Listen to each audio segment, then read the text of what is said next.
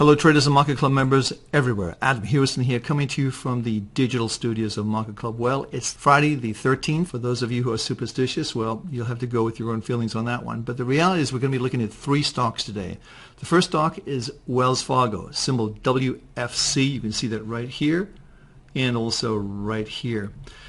We had a signal that this had resumed its upward trend. As you can see quite clearly, we have been building some sort of a support area to make this market go higher, sort of like a base right here. If we can clearly get over this level right here, which is 56, then we're off to the races. And I could see this market going quite easily up to 60, 61, 62. So if we close over the 56 level, look for a target zone of around, I would say 61, 62 on Wells Fargo. We like this stock. We're over the 50 line, indicating a strong trend. All of our trade triangles are positive on this stock, looking for it to go higher. So let's go to our next market. There's Wells Fargo, all the green trade triangles are there.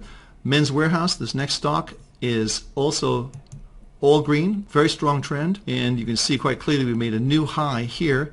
And again, we have this very large base that it's coming from. Now, the base it's coming from, it extends all the way back here. You can see just really long. And the fact that we've sort of taken this out here, it would be nice to see this market close at a high today. Certainly, I would say over the area of 53 maybe, if we can get there.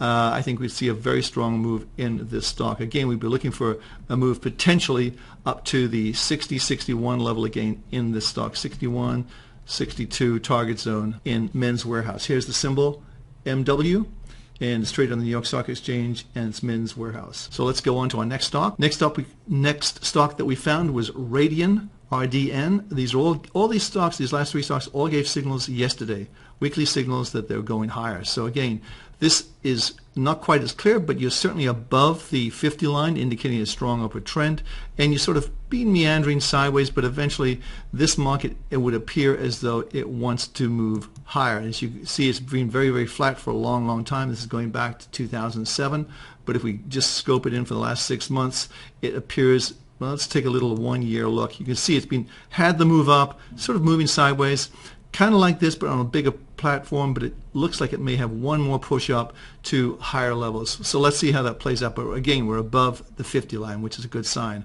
Let's move on. Looking at the S&P, this has been really kind of choppy. You should be out of this market based on our trade triangles. You just put those in here. You can see that our weekly is down, indicating a sidelines position. You're below the 50 line. You are at the bottom of the Bollinger Bands, which indicates there should be some support, which it did find.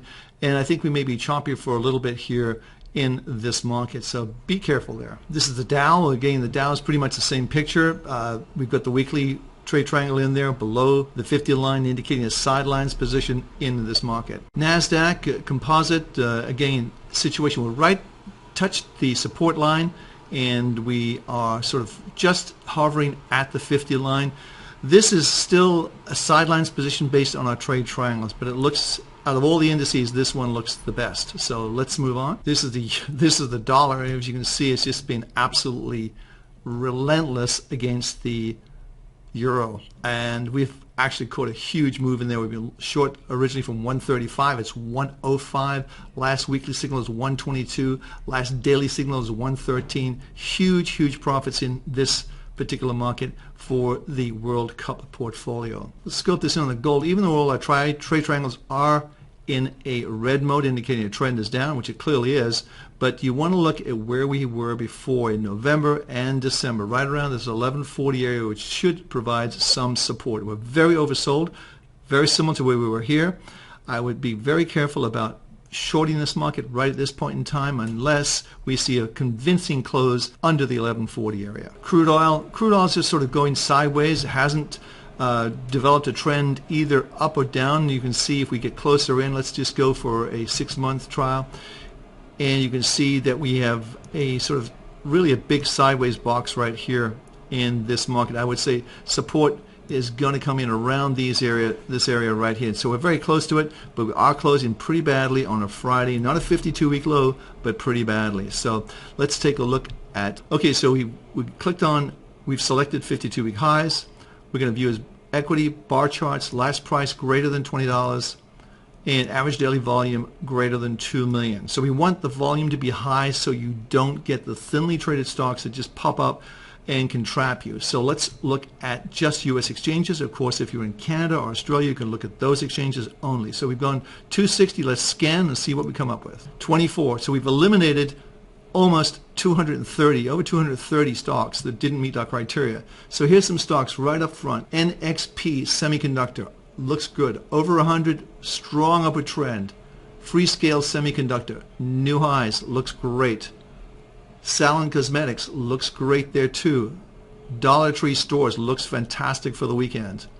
So if we just look at these markets that are making new, the Davita Healthcare, Dollar General, I would say these stocks are the ones you want to go home long the weekend. And if you just take the first four, I would say you'd be doing pretty well. And the rule is you hold it over the weekend, you hold it on Monday, unless it opens sharply lower, and you exit on Tuesday on the opening regardless. That's the key. Hey, Adam Hewison here. Have a great weekend, everybody. We'll be back Monday, and happy Friday the 13th.